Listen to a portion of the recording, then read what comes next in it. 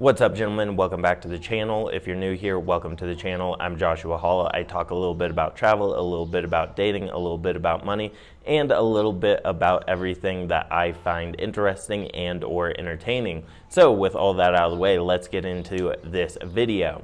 Now, as many of you may know, I personally recommend going to places not as a weekend warrior, but going them to immerse yourself in the culture, build connections, and ultimately look for Plan B residencies and or citizenships.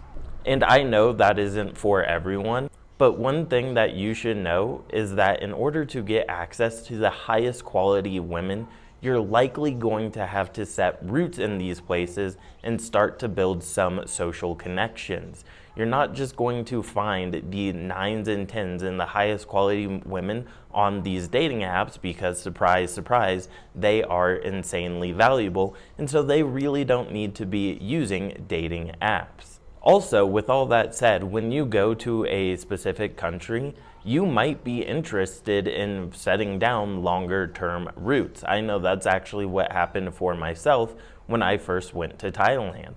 And you could only go there for 30 days, and then you would have to border run, and then they started cracking down on border runs, and then you had to get visa extensions and all that good stuff. So in this video, I'm going to share with you how you can stay in Poland for longer than the 90 days you are given out of every 180 days by the Schengen requirements.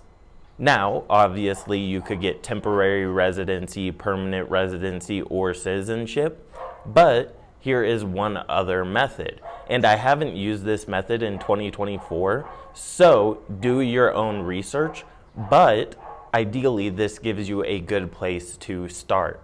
And it is the U.S.-Poland bilateral agreement. And what it is that every 90 days you can leave Poland for 1 day and then get another 90 days in Poland specifically. And so if you go to Poland, figure out after 90 days, hey, I really like it here, and you want to spend more time there, but your 90 days are up, guess what?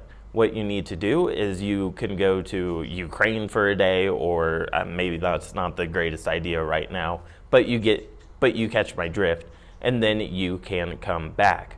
Now, like I said, do your own research and make sure that this is still a thing.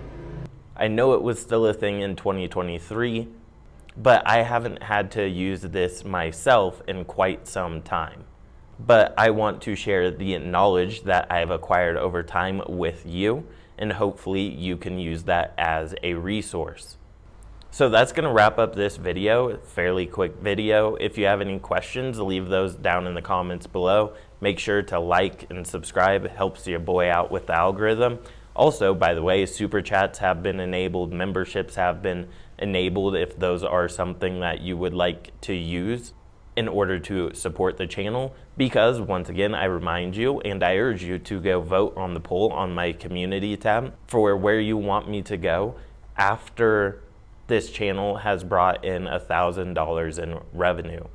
And like I mentioned on that poll, that's not even gonna cover the flights or anything. It's just something that I wanna do to celebrate, also to celebrate getting over 1,000 subscribers. I just thought it'd be something interesting, and it would be a good way to show you some places that aren't necessarily as well traveled.